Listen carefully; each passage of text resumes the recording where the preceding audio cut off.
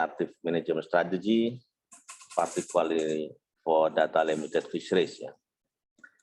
We will take an election from Indonesia and Australia that we have experience in doing so some kind of exercise of using the data limited fisheries. I would like to invite Professor Neil to present in actually 1 hour, something like that, yeah. And also we have a discussion session, and hoping from the audience there is a question on this. The question can be raised in Bahasa or in English, it's up to you. But he will answer it in English after the translation. Please, the time is yours, Pak Neil.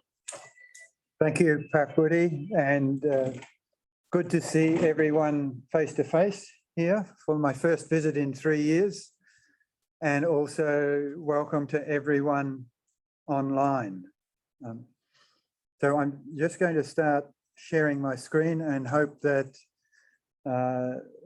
you can hear me clearly and that you will be able to see the presentation. Okay, Pak Budy. Share screen there.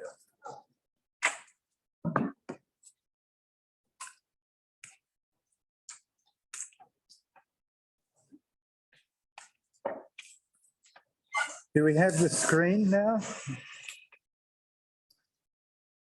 Yep. Good. Okay. So my presentation will be on challenges for sustainable fishery management, and it's my perspective as an Australian who's worked in Indonesia. As Pak Budy has said, I'm from Murdoch University, but have a strong collaboration with EPP, and currently I'm president of the Asian Fisheries Society. Now, when we started, I was working for an 1.5-hour presentation, so I will reduce and I won't go through all the material that I had originally planned, Pak Budy. Is that okay?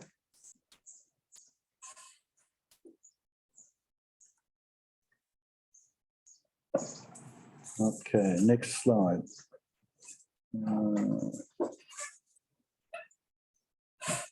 So I'm not able to progress here.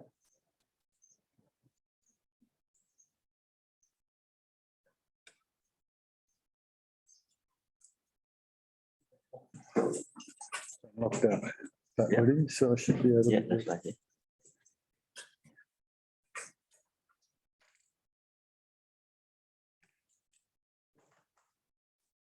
Do you have a pointer, Pak Neil? Yes. Thank you. So just here? Yeah. Okay. An Australian perspective can be a bit different. We like to see ourselves at the top of the world, not the bottom. And also you must bear in mind that Indonesia is there. I'm from a big country with a small population. So I cannot advance. Move? Move, yeah. Yeah. Okay.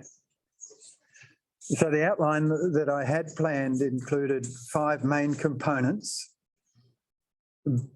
That is my background journey in fisheries, which I will not give you. We will go straight over.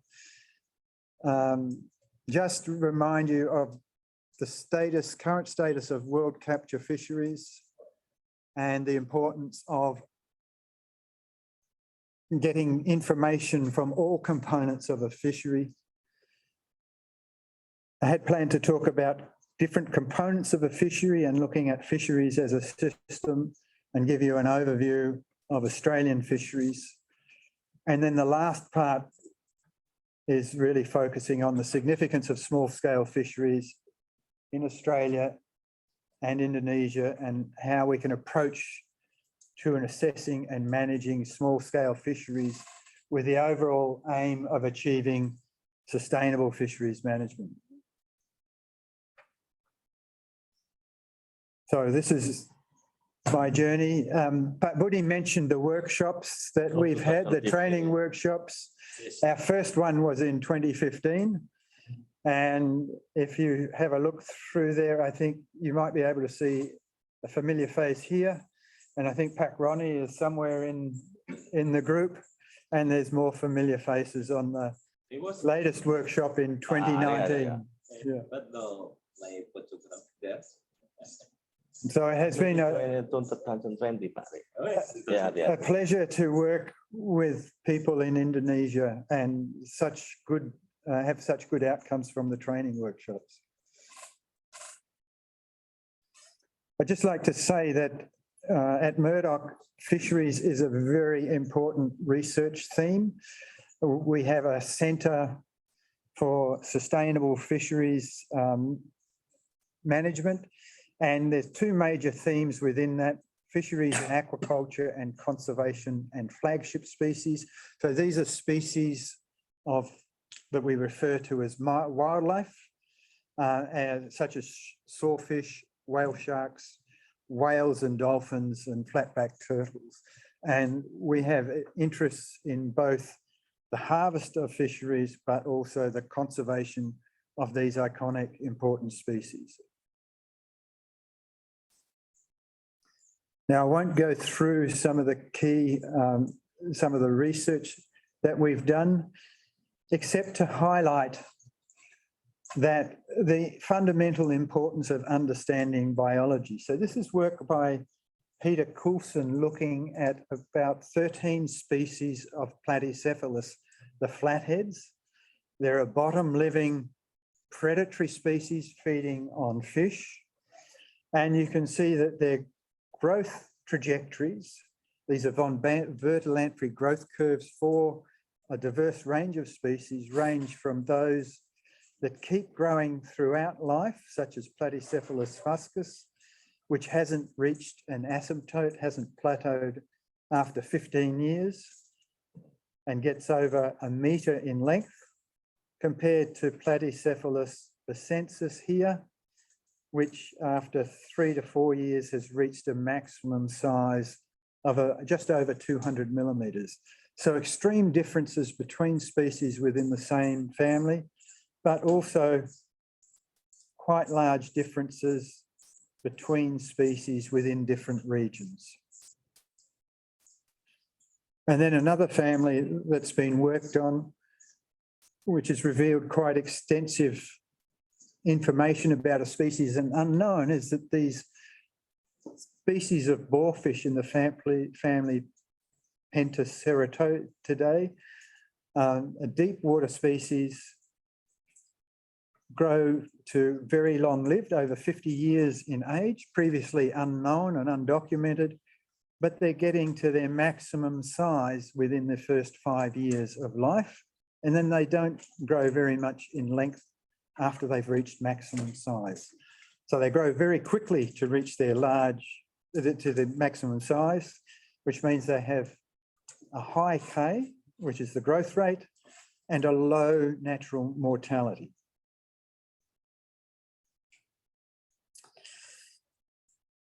If we look at world fisheries, we rely on the FAO for collating information on landings from different countries to give us an idea of historical change in landings.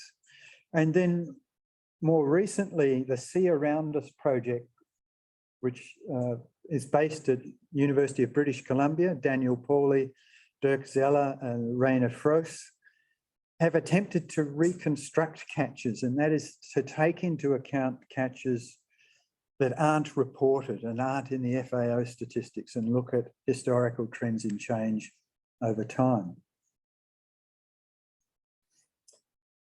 So this is the FAO capture fisheries and aquaculture production from the 1950s through to 2018 in the FAO report of 2020. And essentially, since about 1986, we've seen very little increase in the yellow graph here, which is the capture fisheries landings. but aquaculture has grown from something like 10% of total fisheries to 50% of the total fish production globally, worldwide. In terms of the significance of fisheries and the importance of managing them well, we've got two driving forces that create major issues for sustainable management of fisheries and aquaculture. One is this yellow line, which shows the growth in world population from about 4 million in the 1950s to over 7 million currently. And the second one is that as over time, we have had a significant increase in the rate of consumption of fish, so that we're now consuming almost double what we did in the 1950s per person per year. In terms of the global capture producers, Budy made mention of the fact that Indonesia is very significant. And in 2018, Indonesia capture fisheries were producing about 7% of the total global production, similar to Peru, which has the huge anchoveta fisheries, and China has been the #1 in terms of total capture producers globally.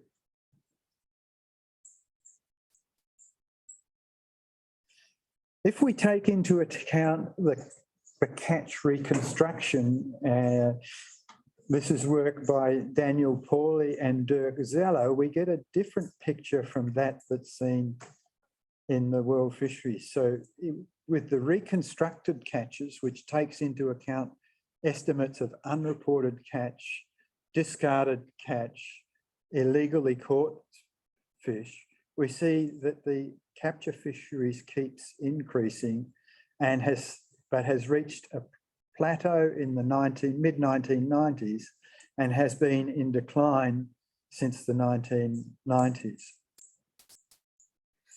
A lot of what we have reported comes from the large-scale fisheries. So this is the industrial fisheries, but it's really significant to take into account the small-scale fisheries, which is the artisanal, the subsistence, and the recreational fisheries. And we have very poor information on these smaller scale fisheries, which highlights the importance of gaining greater information and understanding here.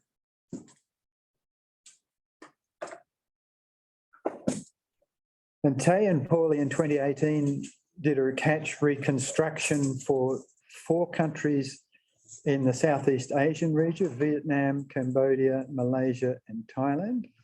And if you look at the reported catch, which is in grey, you can see that currently we're at a reported catch of about 4 million tonnes from those 4 species. But reconstructing the catch, taking into account these unreported catches, you can see that the estimate here is about 6 million tonnes. But the uncertainty around this reconstructed catch, which is the dotted lines on this graph, is quite high. And this means that in terms of trying to make decisions, we're uncertain about where we are in terms of total harvest from fisheries, and we need to gain greater certainty on these unreported catches. So the challenges that we face for sustainable fisheries, capture fisheries management, we have this increasing world population and increasing consumption of fish, so that the demand for fish is increasing. And we have this large component of unreported catch coming from different sources: illegal, unreported, unregulated catch, and we need better information on this. And the question that we face is, how do we maintain and increase our fish production in light of these challenges?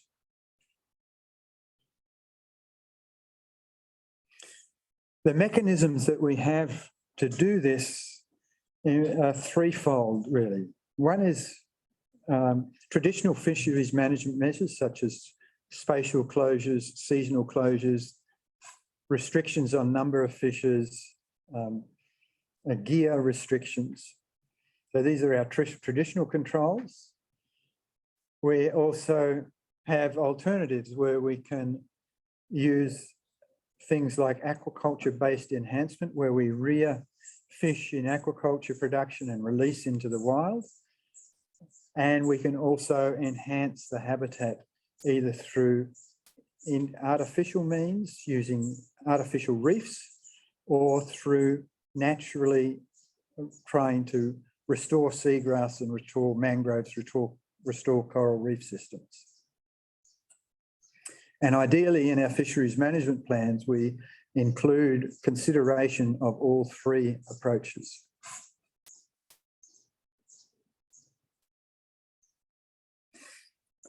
Now turning to what we mean when we look at a fishery. The question for the room and online to consider, what do we need to consider when we're talking about a fishery? So any thoughts on this in the chat or online? What are the components, or what are the factors, what are the parts of a fishery?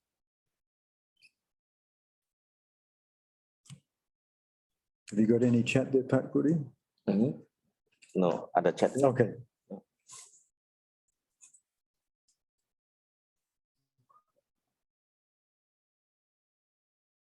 No. When I ask this question, most people focus on the fish, on the species and the environment that we find the fish in. So what is their biology, their age, growth and reproduction, behaviour and habitat, and the environment. And we focus on the harvest species such as Penaeid shrimp, prawns, banana prawn shown here, or the pelagic species such as tuna. And in terms of wildlife species, the dolphins, whale sharks, turtles, etc., we also focus on their biology. But in fact, two very significant components would come into it which make life challenging. The first is this: so what are the human activities that are affecting the target species? What's the level of fishing? What development? What tourism is going on? What climate? And how does the fish species respond to climate change? These are the threats to the fisheries, and we can carry out risk assessments. And then how we manage those activities, those human activities. So the management of human activities is about managing people as much as it is about managing fish stocks. So in terms of fish species and conservation species, population biology is fundamental. It gives us an understanding of the human impacts and how the species will respond to human impacts, and what additional mortality through fishing can the population sustain. For the fish species, this determines what sort of harvest levels we might consider. And for species of conservation significance, it tells us about how much additional mortality can the population survive.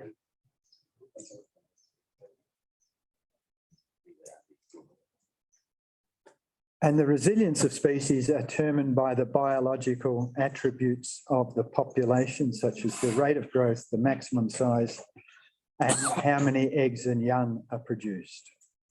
And we can refer to that as whether the species is R or K selected. And when we're talking about R selected species, we're talking about species like the prawns, which are short-lived, 2 years old maximum age, short time to maturity, but produce large numbers of eggs at about 6 months of age, 100,000 eggs, compared with a K strategist such as the dolphins, which are long-lived, up over 40 years in age, and they mature it takes them 6 to 10 years to reach maturity, and they only produce 1 to 2 young, and that's every 3 years, not every year. So huge difference in life history strategies. And then we have a range of species that fall between these extremes of R and K strategies. These are the key models that we need to implement in understanding growth and maturity.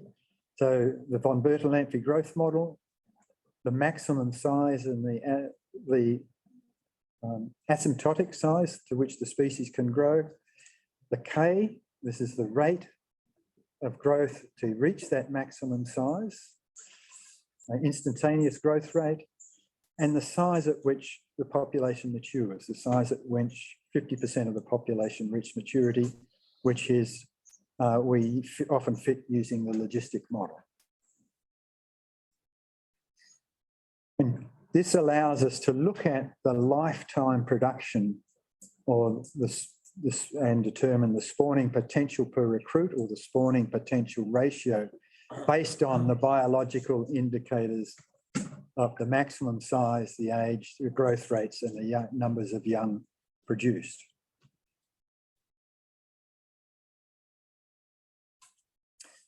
When we come to managing fisheries, there's many components that we need to take into account. On the left-hand side of this graph, we have the fisheries, the biology of the species, and the data we get on the biology and the fisheries.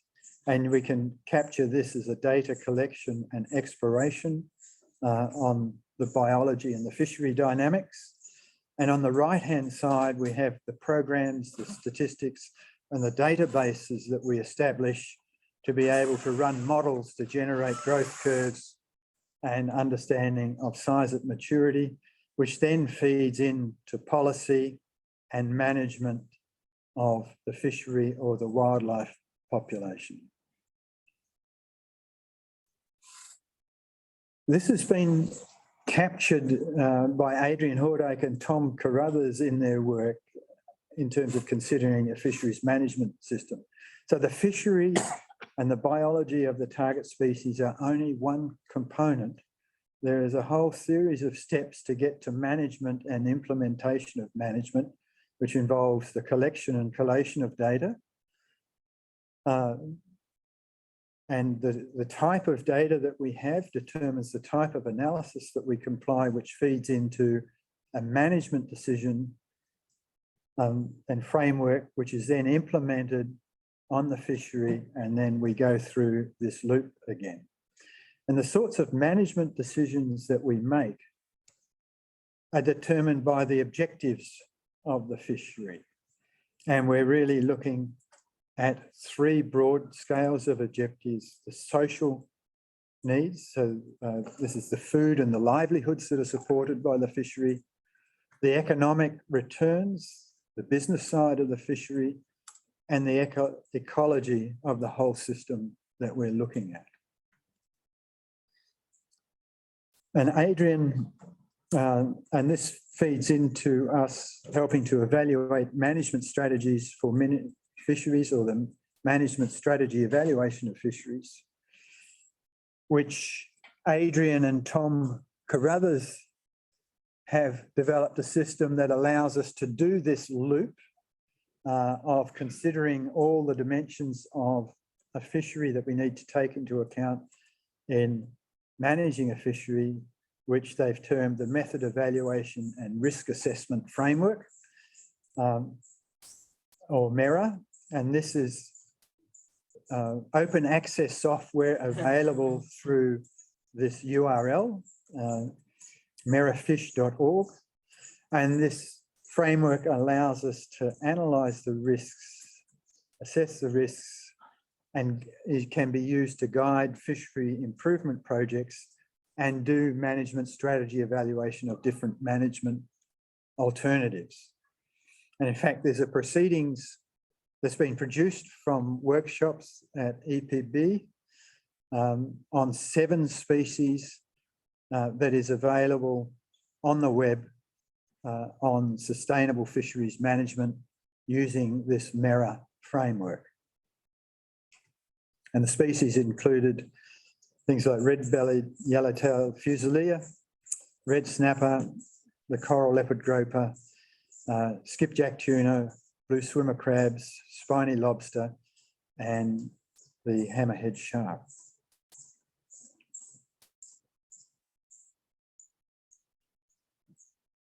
Now I'd like to give you a brief overview of Australian and West Australian fisheries and factors affecting their populations.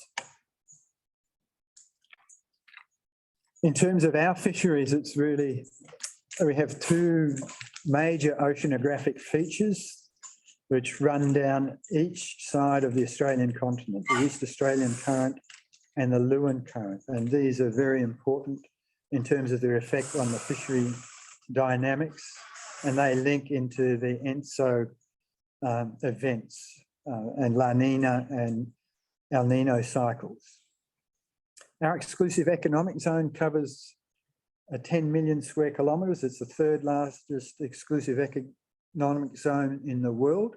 Indonesia also has a very large exclusive economic zone. It's the sixth largest exclusive economic zone in the world. In terms of the weight of our fisheries, capture fisheries, they're outside the top 50 in the world compared with Indonesia, which is number 2. And in terms of employment, our fisheries tend to be more commercial, large-scale fisheries.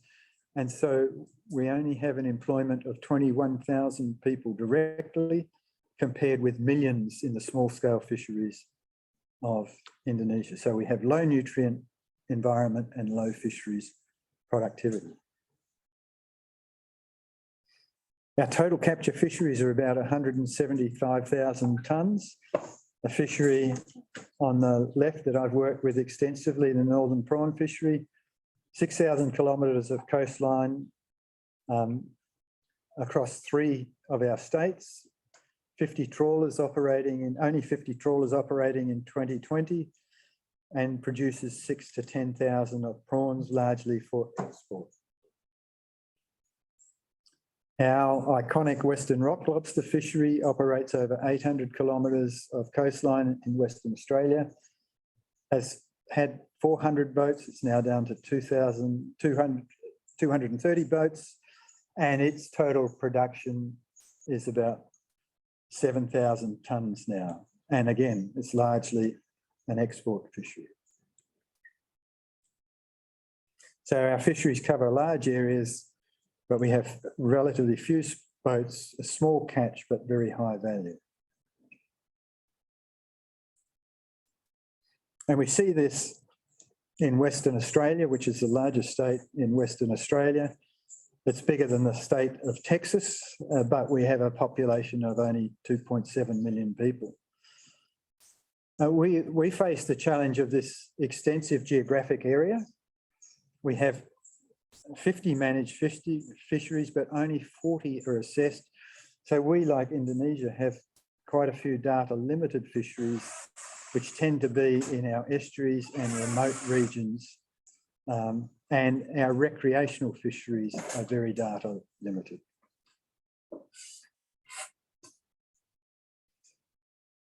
So I'd like to go over our current management arrangements, which are around ecosystem-based management, and just give you an idea of some of the management measures that are used in the Exmouth Gulf prawn fishery, which is about 1,300 kilometres north of the capital city of Perth. So it's a limited entry fishery with licenses required. It has restrictions on gear, which limits the trawl mesh size, which controls the size of prawns caught. It has permanently closed areas in blue on the east coast, and these grey areas are areas that can be seasonally closed and opened. And then this is done to conserve the recruits, the small prawns coming into the fishery, and the spawning stock in the system. So we have data coming directly from the fishery and as well as fishery independent information that collects information on the recruits coming into the fishery, as well as the spawners. And the fishing season is determined based on these fishery independent indicators. So it's very much an example of a data-rich fishery.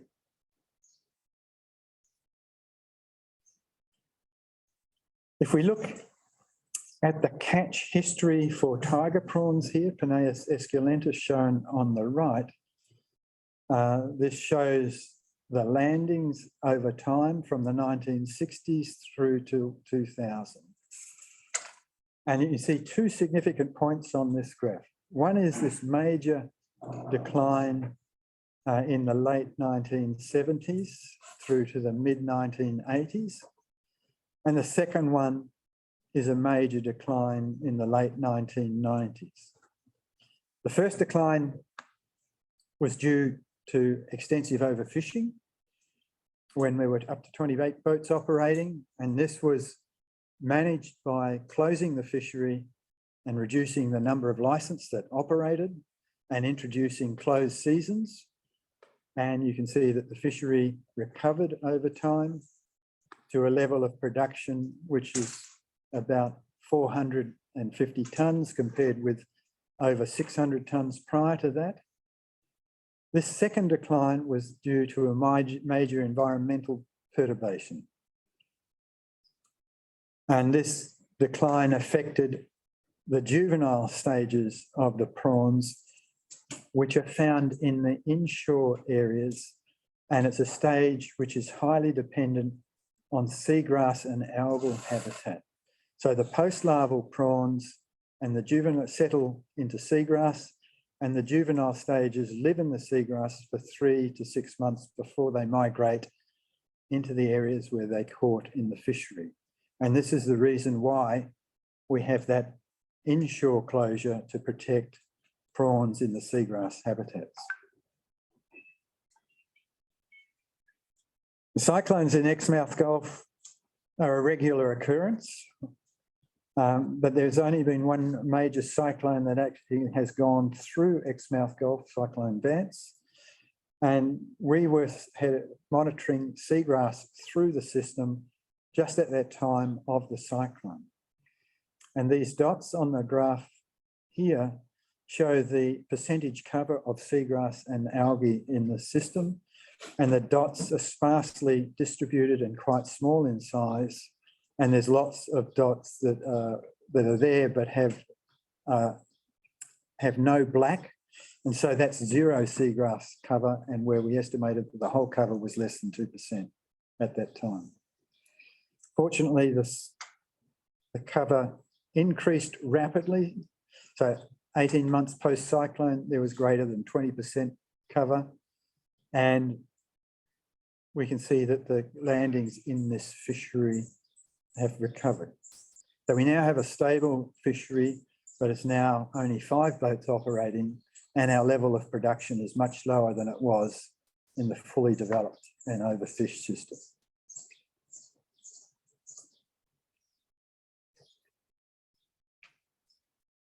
This sort of development in a fishery, the crash and decline, is something that Walters and Hilborn summarised in their book, and they recognise 5 distinct stages in the fishery, which goes rapidly from a pre-development phase through a developing, fully exploited, overexploited, to a crash and then a recovery. They also looked at effort in this system. This effort keeps increasing as the catch is increasing. People keep investing in infrastructure, in boats and processing. And so effort keeps increasing after the decline in catch before collapsing. And you can see that the other indicator that they show is some measure of abundance, which might be CPUE, but ideally it's a fishery independent index of the biomass or numbers in the fishery. And while catch is increasing, you can see that the abundance declines dramatically particularly at the time that the fishery goes into the overexploited phase and then gradually recovers. And this illustrates two important features. One is that it's very difficult to remove effort from a fishery, and the second is that we need indicators for not only the fishery, but also the population and stock within the fishery.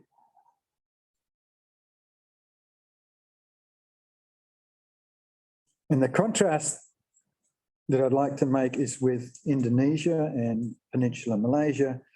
This is examples from Peninsular Malaysia, where there's 2,000 trawlers operating on approximately 200 kilometres of coastline in Peninsular Malaysia. Within Peninsular Malaysia, we have fishing pressure in the estuaries where the small individuals are recruiting. So there's 10,000 fishers of bag nets on the tides, and there's also push nets that have very small mesh operating in the shallow waters and in fact an illegal method of fishing. So the challenges are very different, and they're much of the challenges that are faced in Indonesian waters. So the significance of Indonesia is really around its importance from fisheries production, its large exclusive economic zone, but also it is a biodiversity and people hotspot regionally. So very, very significant.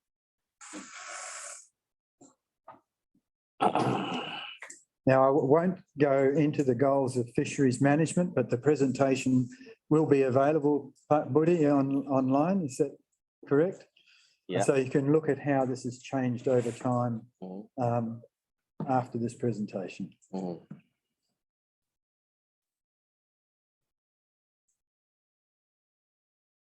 Essentially, for this component of what I'd like to say is that biology is fundamental for our understanding.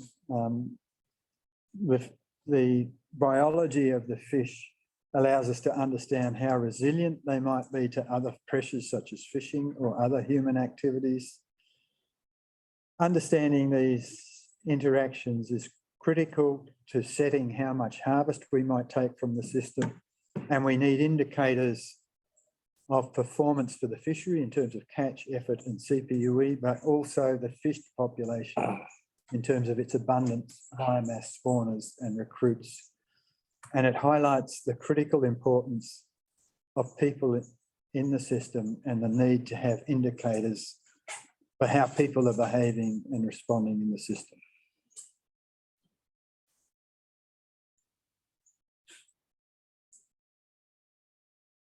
So I had some questions for you to consider. And I think Halim may have provided the translation for these questions at some point. But essentially, how do we manage fish population sustainability, and what components of the people and population do we need to consider in this management? What are the major threats to maintaining these viable fish populations, and how has management changed over time, and what does this mean for our research on fish species? And what are the major stages that we can recognise in fisheries and their development, and how they differ between managed and unmanaged fisheries? Now, Pat Budy, maybe I can leave that with you to come back to the group at some later stage and get feedback on, and move more on to Indonesia. Yeah. You think? Would be good? Yeah.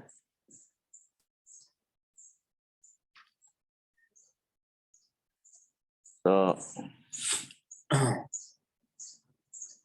bagaimana teman-teman about this question here? Maybe we take questions on this component. Any questions or? Yeah, any question from this component here, or want to answer? Question number 1. Untuk mengelola populasi ikan yang berkelanjutan, komponen apa saja dari populasi yang perlu dipertimbangkan? ada teman-teman like growth requirement and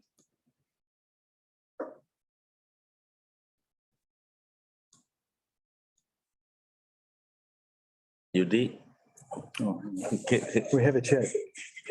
You have a chat. There's something on the chat. Okay. Question panel. Chin bahasa. Pak Budy. Huh? Go into the chat. Yeah? Abdul Halim. Okay, Halim.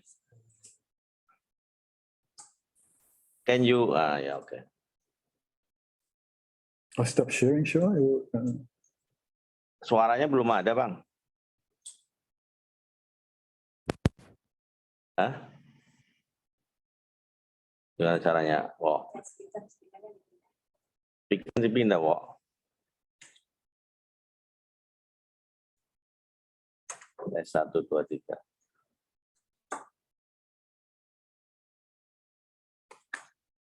Apa speakernya sini nggak ada? Oh. Hah? Coba. Did Halim and share his put his mic on?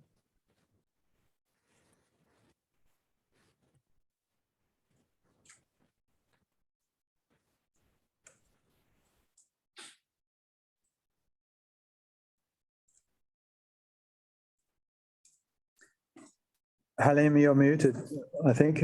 I cannot hear.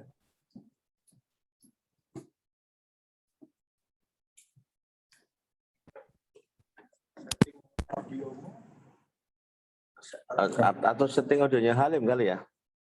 Halimnya sih nggak kayaknya di Sini. audio sini. Oh. Stop. Halo. Yang biasa aja kalau gitu pakai laptop. Halo Pak. Suara laptop aja deh. Zoom sebentar lagi Pak ya. Iya Zoomnya Pak Nil. Ya boleh ya Assalamualaikum ya. Halo bisa can you hear me? Ya. Oke. Oke, terima kasih. Sorry untuk technical problem saya coba ini tapi mungkin. Pak Darmawan tuh duduk sini depan aja teknis ini. Special technician. Yeah, hi Halim. Okay, we hear you now. Yeah. Sorry. Yeah. I think I probably want to sort of throwing out another questions, Pak Nil, but I think they are still relevant to the 4 questions that you have posted here. No, that's good, Halim. Yep. Yeah, and I think it is also sort of trying to comment further on what you have just identified among the key components of the fisheries management, i.e. the human dimension. Yeah. Yeah. In the context of Indonesia, as we are all familiar with, especially with small-scale fishery, definitely the human dimension seems to be like the key driving force of whatever fishing behavior that sort of that we have probably seen so far. What I mean with the human dimension is probably mostly probably on the economic side, so sort of the economic needs, the livelihood needs of the fishery, of the people. So if you wanna sort of step back a little bit and see from the perspective of fisheries governance, Pak Anil, I know that you didn't quite elaborate more on the fisheries governance, but I really like to see to take your opinions and probably other participants' comments on how do you see like the state's government interactions or how different government bodies or entities, if you will, might probably be able to collaborate together to better address the human dimensions aspect of the fisheries, because I think if you see currently for example, we have the Minister of Marine Affairs and Fisheries. They definitely are in charge for fisheries management, but I think it may not probably be enough, because if you talk about the major driving force of the behavior of small scale fisher, i.e., their basic need to fulfill their basic needs, then you might probably need another social type of government support, right? Which are not necessarily within the authority, within the mandates of the technical fishery ministry. So I think again, in order to achieve the sustainable fishery management goals, combining the socio-economic and biological goal, then I think we need to have all different key components to collaborate. What I meant to say is I've got your question, Halim. Thank you. okay. So Yeah, thank thanks. you. Yeah. Yeah. No, a very important question, and very important for small-scale fisheries, not just in Indonesia, but globally. And globally in Australia and the United States, the big issue is recreational fisheries, where we have many, many people fishing and very little controls. And the small, where you have large numbers of people dispersed widely. This is where traditional top-down management from a state actor, such as central government or provincial government or state government or federal government in Australia, will not work on its own. And so we need collaboration between the government and we need collaboration with research organisations, so that can be universities. But we need delivery of the information and development of code of practice on the ground, and that's best done through non-government organisations. So the three different components, government, universities, non-government, need to be working together to really ensure that we get on the ground compliance, as it were, or regulations that are effective and do work so that our fisheries are sustainable. But that's a very big question you asked. And in Indonesia, it's very encouraging to see that happening with the development of harvest strategies for tuna, for groper and snapper and blue swimmer crabs. Thank you, Halim. I think I will... There's a chat. Chat, we take? Yeah. One in Bahasa, one in English. I think I would like to translate first from Bahasa to English, Pak Nil. Question from Pak Aris. Australia have a fisheries management area is more than in Indonesia. In every FMA, there is a manager from the AFMA especially on the management, including governance and also permitting, and also regulating on the fishing quota. The question is, what kind of management action need for AFMA in order to make it sustainable fisheries, and how to synergize synergy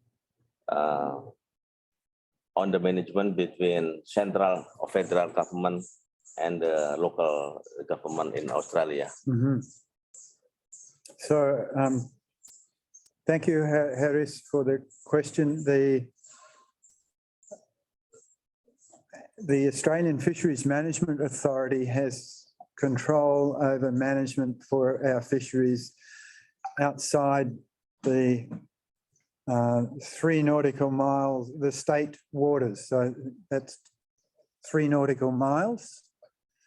And the states have control of fisheries management within the 3 nautical miles. And for stocks that go across borders, there is a cooperative agreement on management and who does the management and research for those stocks. So there's a legislated framework as well as cooperation on the ground for research and management on those stocks.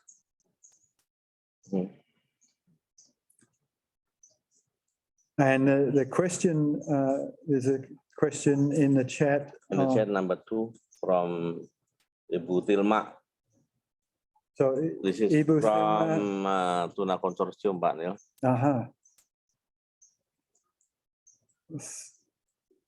So the question is about the data side for developing harvest strategies and what are the most challenging areas in terms of the data that we need for harvest strategy development. And experience from Australia, maybe.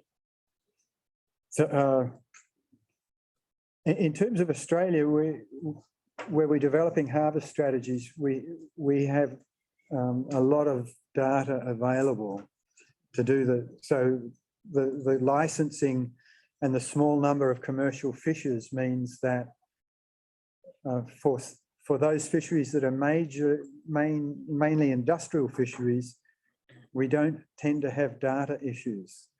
It's those fisheries where we have recreational fishing and commercial fishing in equal quantities or more recreational fishing that there's a real challenge. And the challenge is understanding how much is being taken by the small scale recreational fisheries and what is the level, how many fishers are operating and where they're fishing. So these are similar to the challenges that you face in Indonesia on your small scale fisheries on a very large scale.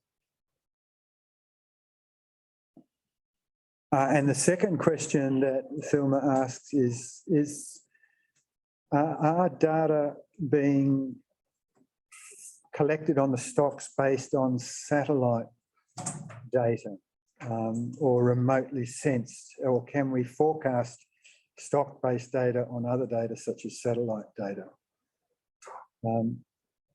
Not that I'm aware of. We do have forecasting mechanisms for our stock, but often they're based on fishery independent indicators of the recruits 2 or 3 years before they get into the fishery.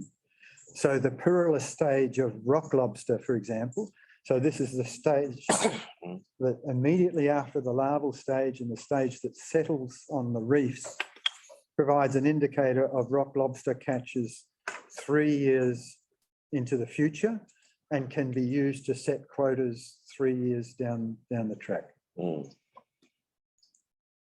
Oh, I think this means also about the satellite data estimation from the primary production to secondary production, something like that. You use this one or the data for this because they some of researchers are also doing conversion between primary and products, secondary and the tertiary, something like that. I haven't, not aware of the chlorophyll data, for example. Yes, and then primary production and then conversion from carbon to the fish, plankton, something. Yeah, that's also challenging, because. Now maybe shall I turn to Indonesia now? Yeah. So I won't go through the recreational fishery information. I'll just concentrate on Indonesia. I think for the last part. Yes. Okay, we continue first. Thank you for your question. Thank you, Professor. Thank you, Thelma. Now, lemah itu lemah. Oops.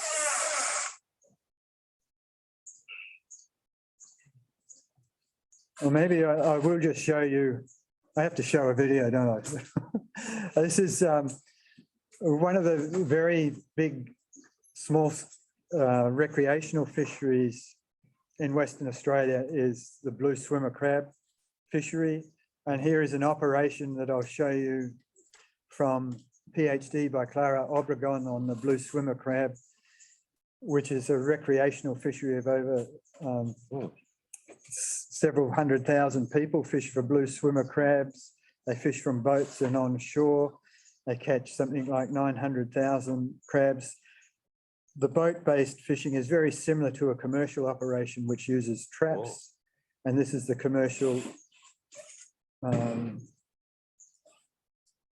Now I want to show the video here. Do I have to? Yes. I'm not sure. Oh, this. Sorry, it doesn't look like I'll be able to show the video. It just. Oh, hang on. No. Yes, it is open first, not in the pointer. It is the pointer.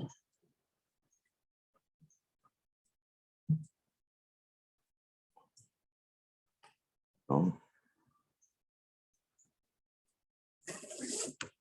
It's video, Anil. That's a video. Yeah. Oh, Can't remember. doesn't work, yeah. It's unfortunate. Videonya mati. Nah, itu ada nggak tahu tuh. Okay, so Budy mentioned that I've been fortunate to work in Indonesia. I think we have known each other since 2014 on Best Tuna Project. Yes. Maybe. And when I came to Indonesia and started to talking to people in the government, there was a lot of information known on what goes on around Java. And all Australians know Bali very well, but very little information on this very significant region of Eastern Indonesia.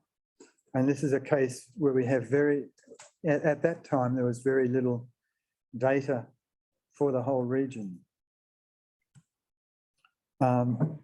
And one of the examples of how we can collect information on this very data poor situation was through the PhD studies of now Dr. Vanessa Jata, who worked on shark fisheries on 3 communities in Indonesia, Pulau Aussie, just off Seram, Dobo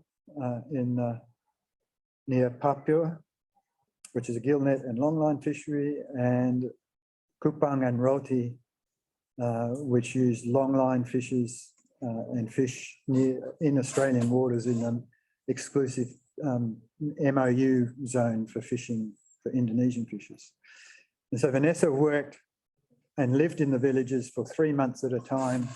We did a series of interviews and got fishers collecting information for her.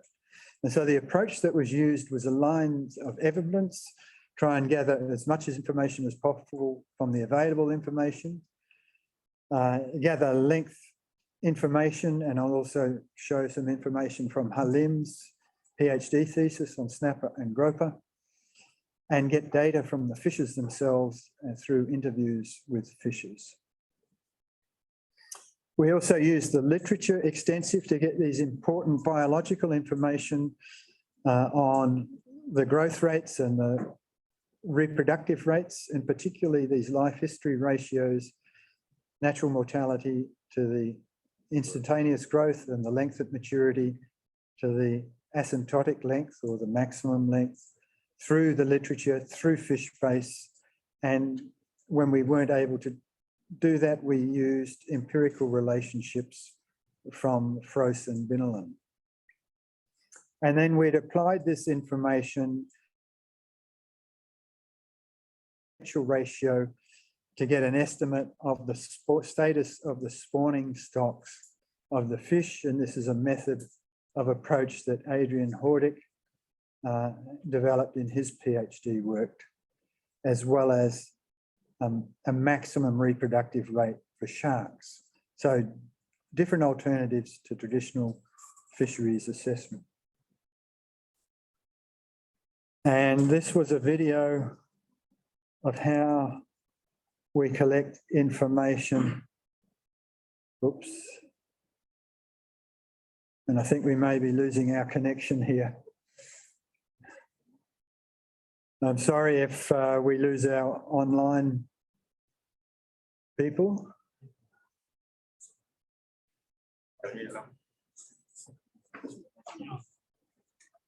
Ya, kosong. Masih muter-muter. Lagi muter-muter tapi mati nggak sih? Yes. Filter ini disconnect. Hah? Lagi connect tapi mati. Ini lagi bermotor.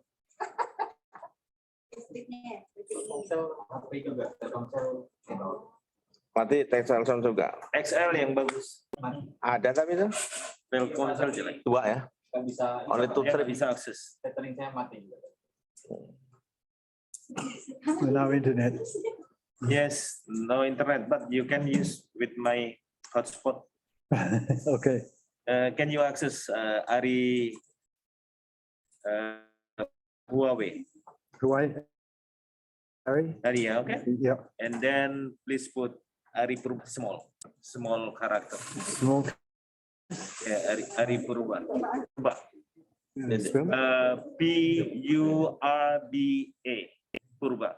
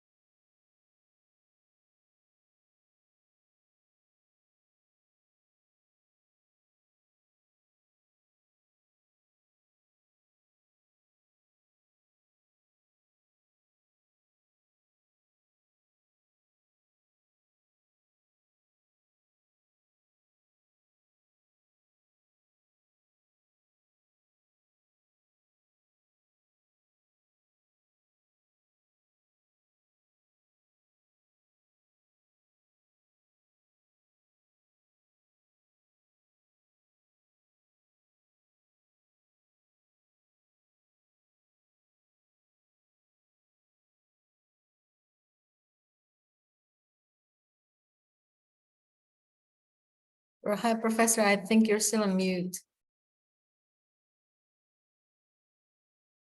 Okay.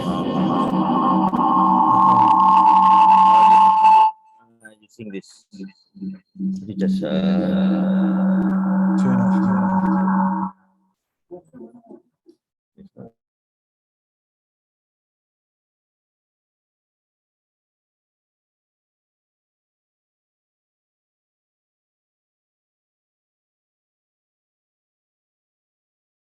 Ah, dari situ ya, Wak? Enggak, no dikucing. Let, Okay. Okay, that's okay now. Okay. okay, just click here.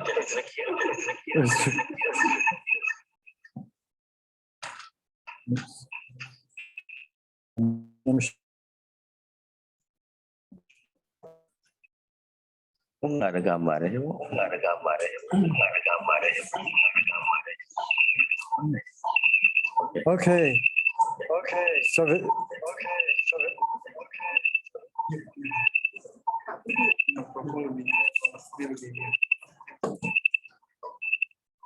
Nggak ada, saya nggak ada itu. Nggak hidup saya.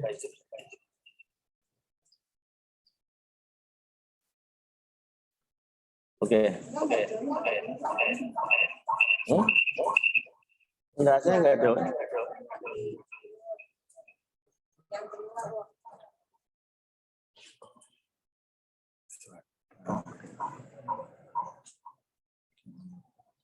we have to get another presenter.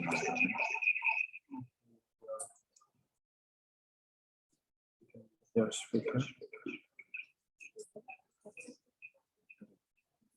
Stop share. Ya, Bu.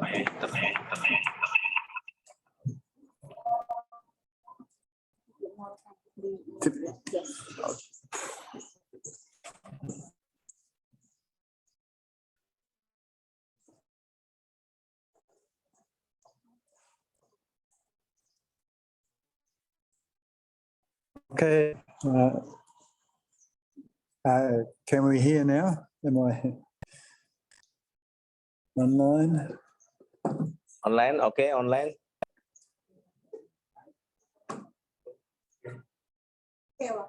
Ada. All right, so Vanessa lived in these villages for 3 months at a time and went out, actually was able to go to sea with the fishers to train them in data collection. And this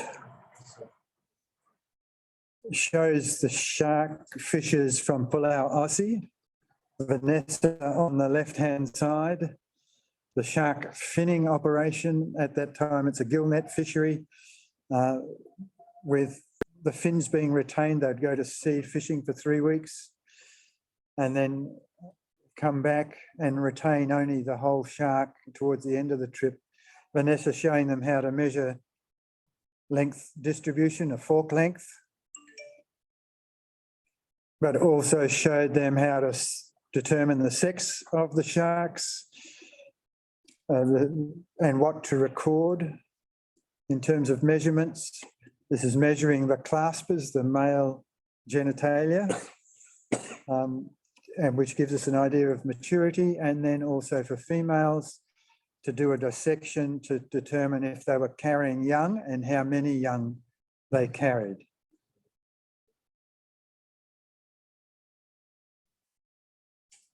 And through her work with the communities, she was able to establish real trust with the fishers.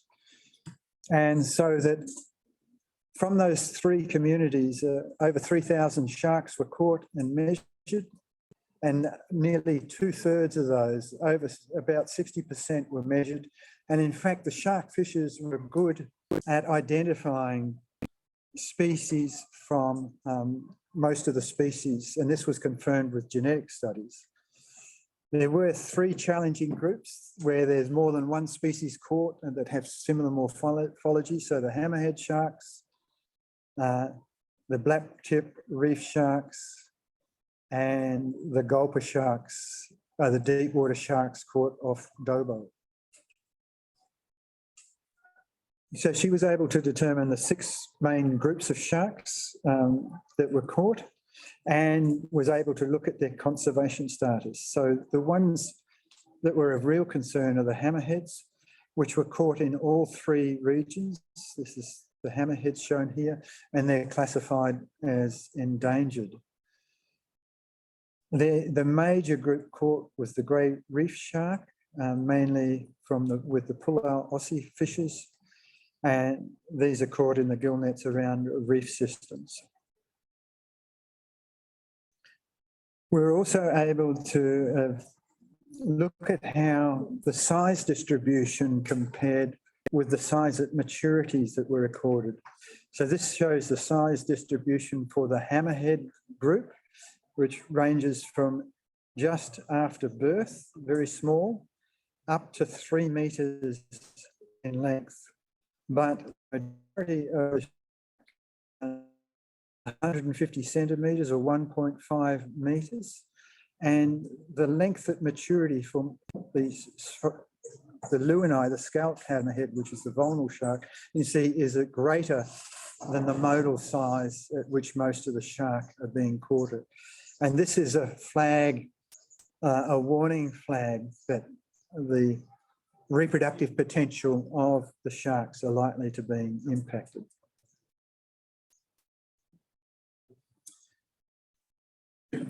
I referred to the spawning potential ratio. There's a lot of material available on this, which was developed with Professor Jeremy Prince, who's a fisheries consultant, and he co-supervised Adrian Hordick's PhD with me. And he's developed this material and made it open access on the Barefoot Ecologist Toolbox at barefootecologist.com.au. And it's well worth having a look at the material that's on this website. Essentially, the reason that Jeremy has focused very much on the spawning potential ratio is that it's a measure that can be determined when we have information only on the biology of the species and the size distribution that's taken from the harvest. It's a fishery intensity-based measure rather than a biomass-based harvest strategy, and it means that we can determine this when other measures are more difficult. We don't have the information to determine biomass. It's also one where we have international standard reference points. So typically a target point where we want the fishery to be is about 40% of the spawning potential ratio, and a limit reference point is about 20%. So if we look at a human population, we can liken the spawning potential ratio to the number of children produced per couple. So when we have more than 2 children being produced on average per couple, we have a situation where the population is growing. The population is at replacement level when we have 2 children per couple across the whole population, and we have a stable population.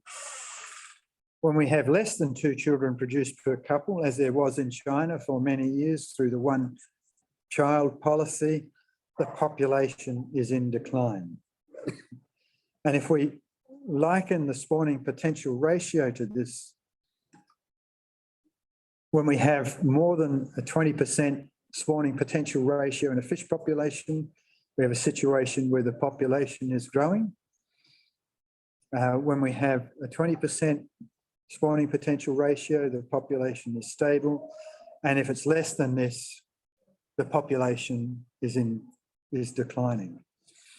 And so this is why we have a target reference point for spawning potential ratio of 40%, so that we can have some harvest but still have a healthy population, and a limit where we need to take management action to restrict fishing of 20% of the spawning potential ratio. And how do we determine this and what happens in fisheries? When we have an unfished population, we have a size distribution shown by the white information. So we have quite a few large fish, and our modal size in the population in this case is twice the size at maturity. As we start fishing, we remove some of the fish, but we also remove more larger fish, and so that our modal size starts getting smaller. And as fishing increases, you can see that then again, we're shifting our size distribution in the population to the left. And as more and more fishing effort takes place through spear gun fishing and spear gun fishing at night, for example, we get in a situation where many of our fish are just at the size at maturity, and we have none of these larger fish, and our modal size originally at light fishing has shifted right back to much closer to the size at maturity. So we have fewer fish and there's smaller fish. And this is a situation where our spawning potential ratio declines greatly. And this approach is one that's been applied by Halim in his PhD studies of snapper fisheries in Eastern Indonesia, and also is being used by Budy in part of his studies for his PhD currently. Halim looked at 6 species. These are 3 of the species that were the focus in Sala Bay, Sumbawa, and length information was collected on the island at regular intervals on these 3 species of grouper in the Plectopromus leopardus, Plectopromus maculatus, and Variola alba marginata, and 3 species in the Kupang and Rote, the Timor Sea, Lucanus, 2 species of Lucanus, and Nephelus. When we're looking at indicators of the fishery and the population, the health of the fish stocks, the length-based spawning potential ratio produces 4 indicators that we can track and measure: the length distribution and size at maturity, the size selectivity, that is the size at which the fish are caught, and the ratio of fishing mortality and natural mortality, and lastly, the spawning potential ratio. So for these species, this is the size distribution of the length measurements obtained over a number of years for the species in Sala Bay, and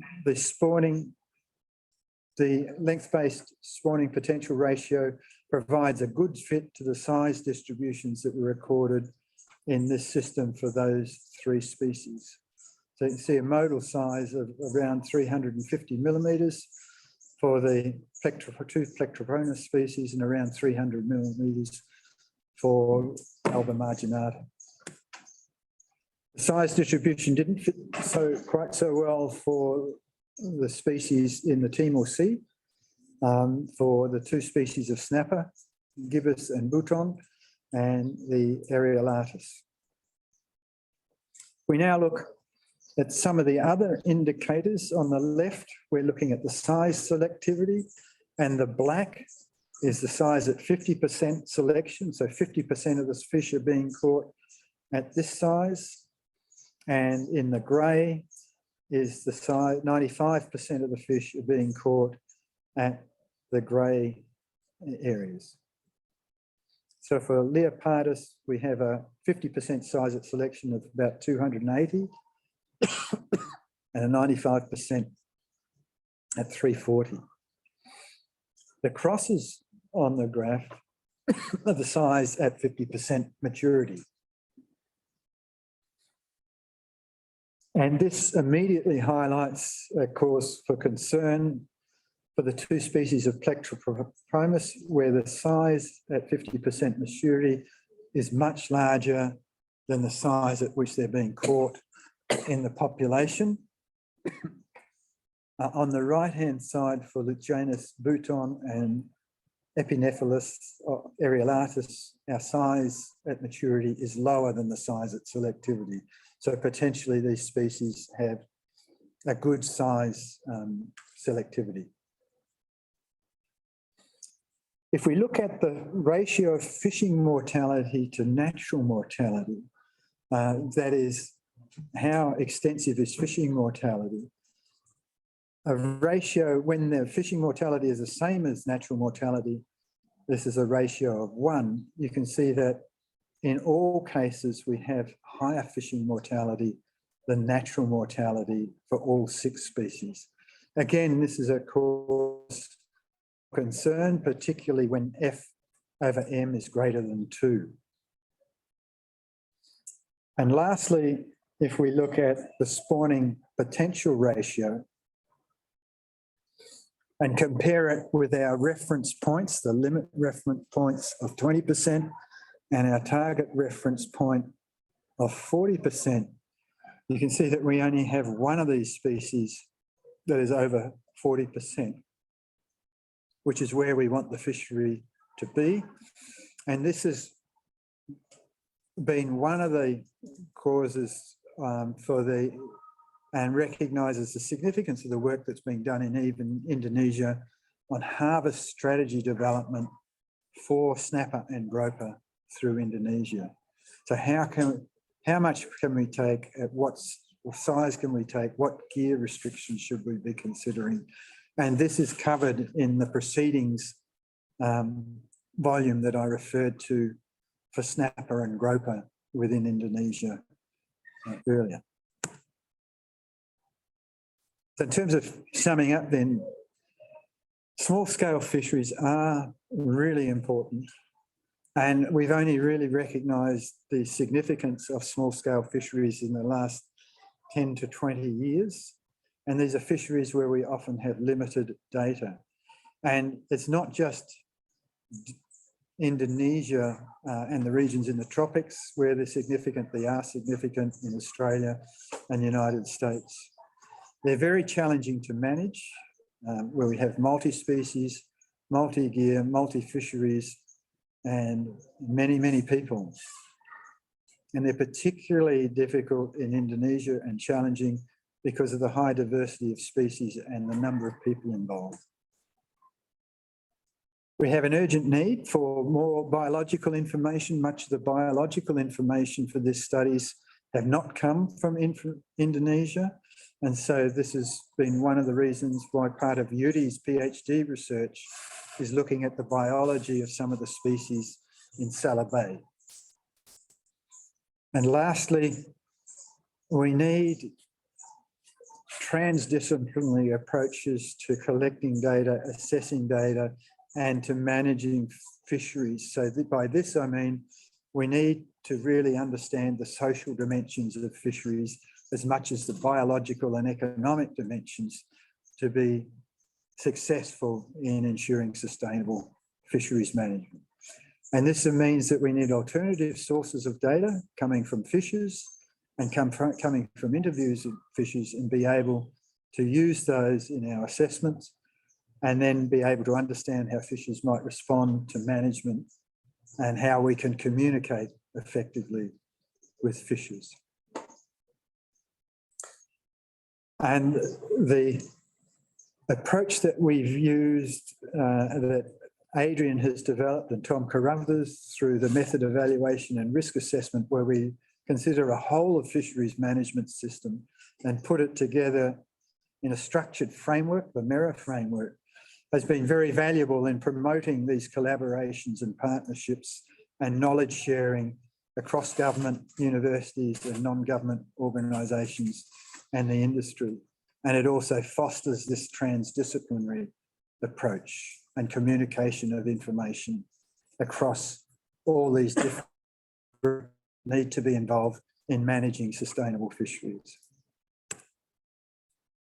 So many thanks to many people, Pak Budy, Halim, Irfan, Pak Fayakun, my collaborators, Adrian Hordick and Jeremy Prince, on the length-based spawning potential ratio.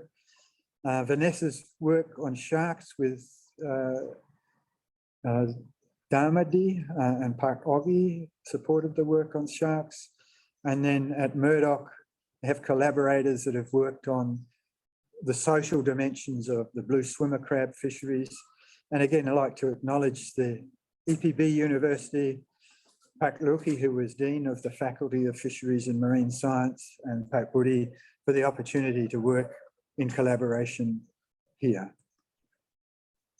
So open to any further questions, Pak Budy. Thank you very much, Pak Neil. Before we invite some questions, maybe Irfan want to give comment on the process of, I think the information they already got from Pak Neil is, I think, 2 years ago, something like that. And then what is the next? Is there any new initiative to continue the fisheries management in Saleh Bay? You can just speak. No need. Just here, come join here. Oh, okay. Itu mic di sini. Sit here. Oh, Here, I think. Okay. Bisa mic di sini. Oh, here. Thank you, Pak Budy and Pak Neil. Yeah, I think I would like to inform you that all of the process, I mean, you already informed where you and Halib already conducted a research in Saleh Bay. Now we have more than 6 years data set for Saleh Bay and working on developing the management option related management procedure for the Saleh Bay. And then just last week, we just agreed for the first draft of the harvest control rules that resulting from the MERA analysis and from 6-year data set. And this is quite good for Indonesia to have like a lesson learned for grouper and snapper fishery. And then this can be, of course, replicated to other areas in Indonesia because using MERA, develop management procedures, and also even the harvest control rules may be quite new in Indonesia. Thank you. Okay, thank you, Evan. I think if there is any question from the student or from the audience, join online, please. Welcome. You can ask question directly.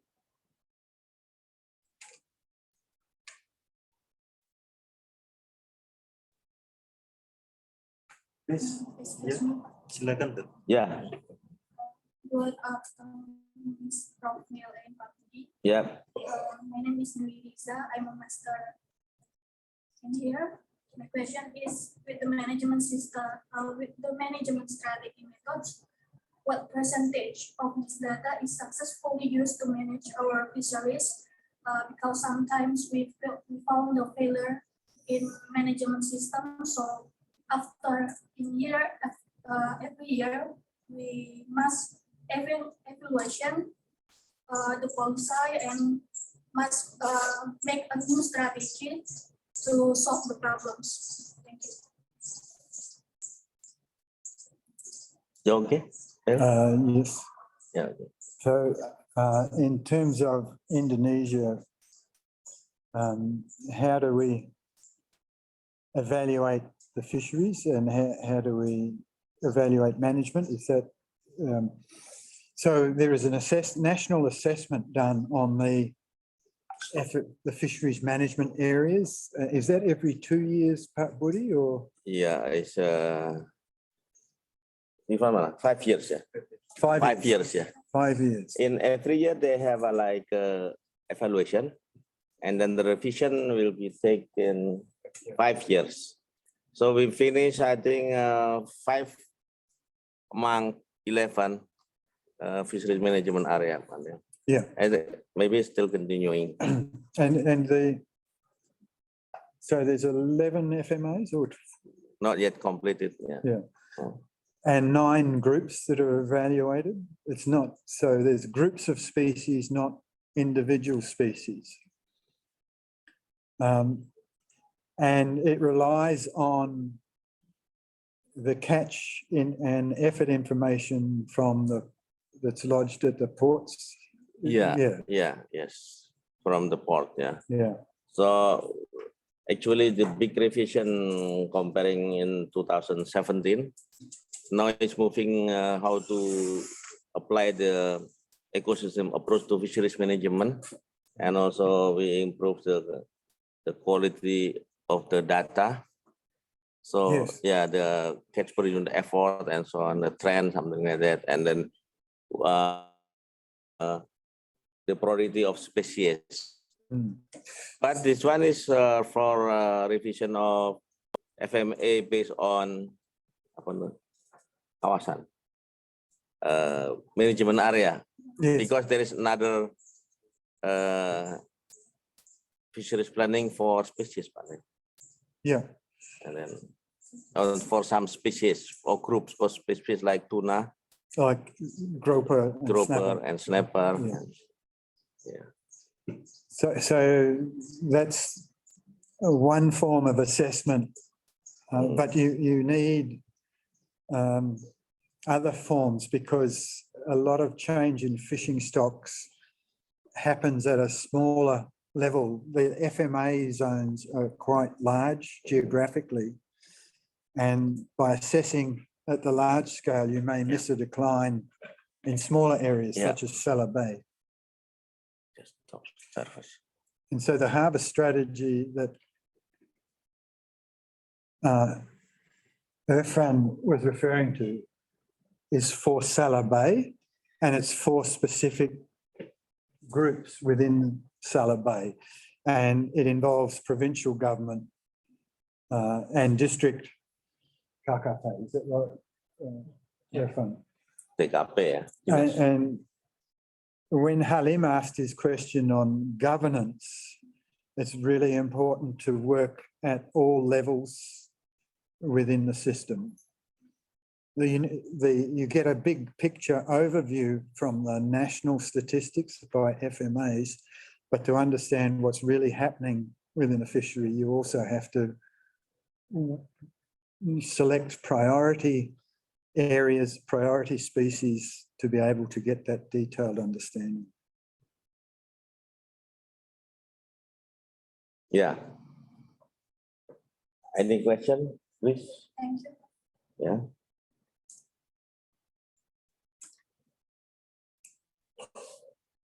Ada mau tanya lagi? Pak Roni mungkin, Pak Roni?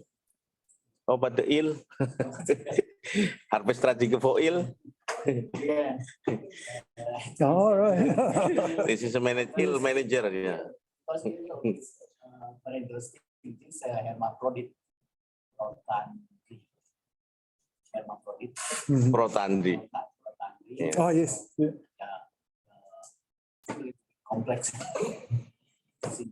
Migratory species are very complex. So like tuna are also complex. Transnational boundary species. Yeah. Radio for the especially using the SPR. In the Australia, I haven't seen any studies that use the spawning potential ratio on eel yet, Ronnie, and I'm not sure how you would do that, because you need a representative length distribution of the population, and so for something like an eel, that you'd have to know where to sample then. Yeah. Usually the eel is got chromosomes. Yes. Conversely with the salmon, for the eel. Salmon is the chromosome. Yes. Yes. But difficult to get the sample.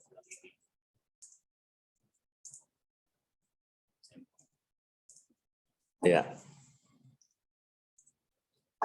Maybe some questions from the participant, the online participant, please. Jam berapa tuh? Jam 12:30 hampir. Halim, do you want to ask something? Hah? Di kolom chat.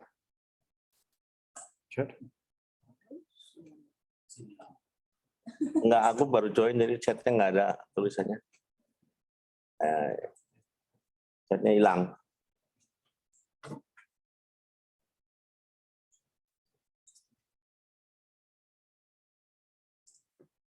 Ada chatnya? Oh. Hah? Nggak ada.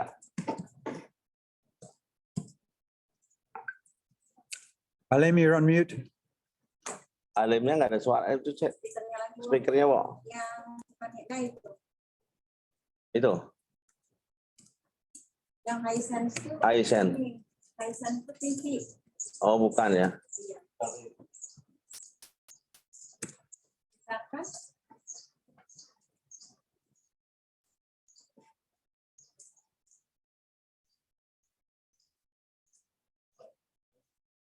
Tadi Nggak ada lagi. He's not showing on mute here, but he's not. Halo.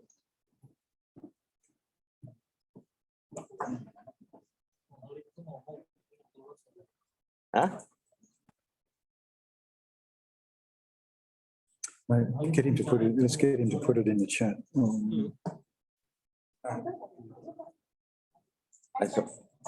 Suaranya nggak ada. Pak Halim. Bang Halim? Can you hear us? Hah? Tadi ada suaranya.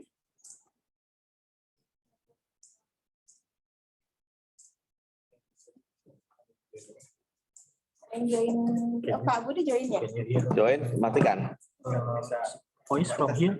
Oke, ya. You can hear. Join audionya.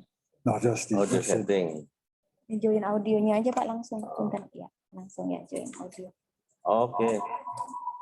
Terus? Masuk nggak? Tes nggak masuk ya Pak? Di connect lagi. Kita bentar lagi jam 1. Pak bentar dimatiin lagi. Di disconnect lagi. Klik. Nggak masuk juga Pak? Halo. Tadi bisa. Halo. Nah itu. Pagi Bang. Pagi, Bang.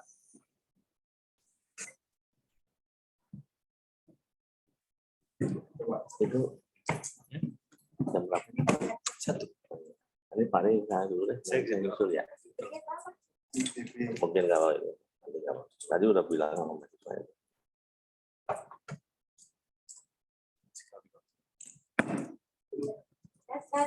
Halo Bang.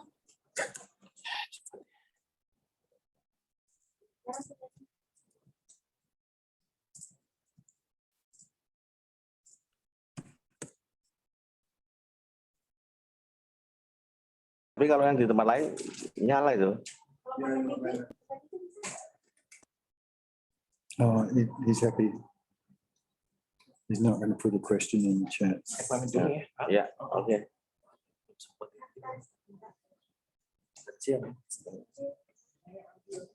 Ya, belum ya. Halim has suggested in the chat that I comment on that we look at expanding collaboration on research in Indonesia.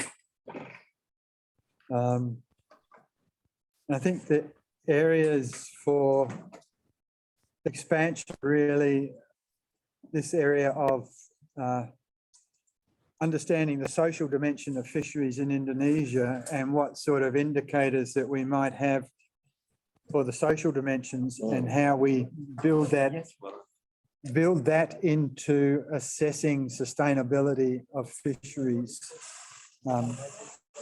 And that again, it must involve not only the researchers and MMAF, but it's got to involve NGOs and the community. And it involves using interviews, I think, much more in our work, talking with people. So working closely with social scientists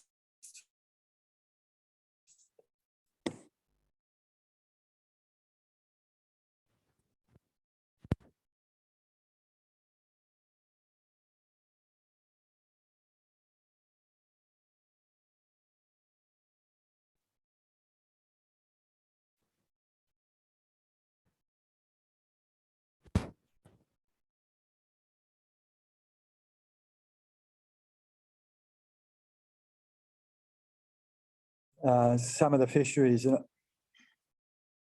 I think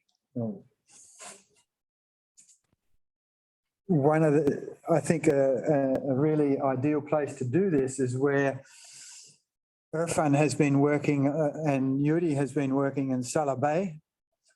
So that would be a region of high conservation importance as well as high fishery importance. And it might provide it's an area where I think there is quite a lot of information being gathered and put together.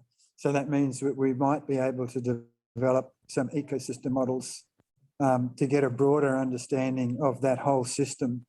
And that could provide a basis for how we might approach developing ecosystem frameworks for the FMA regions of Indonesia.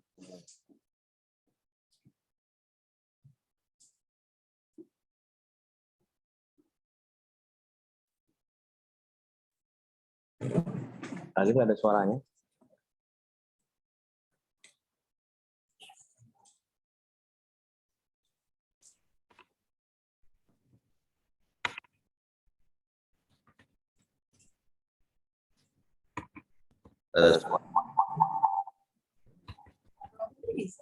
Halo. Tapi langsung suaranya Halim. Turn off your mic. Mute your mic. Halim berarti yang Ya, ada itu. Oke lah kalau gitu.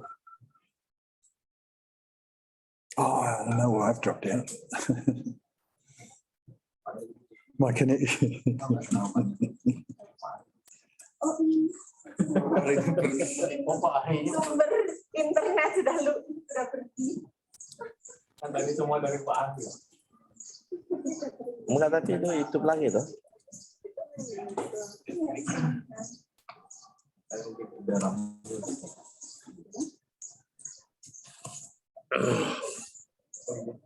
It seems there is a trouble here on the connection, but we would like to continue for another session, maybe not in this session, but we would like to thank you for Professor Loneragan for the lecture, and hoping we can continue with the lecture that will be given by our lecturer related to the fisheries management, and for example on the harvest strategy, on the developing the fisheries planning, and also in some cases would like to present in the next lecture. Yeah. Okay, thank you very much. Let's give a big applause to Professor Loneragan.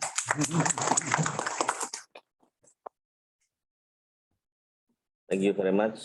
So you can, if it is some question, you can still chat it in the chat box, or you can text me in the WhatsApp, and then I will discuss with Prof. Neil, because he will be here until Wednesday and going to Malaysia on Thursday. Yeah. So see you. Have a nice day. Bye-bye. Assalamualaikum. Thank you so much, Professor and Budy, for invitation. Thank you. Looking forward for the next one. It was a Thank you. Thank you. thank you. Thank you so much. Tilma from Kuliah Consortium. It's exciting. Okay. You okay, Pak Budy? Yes. Biasa.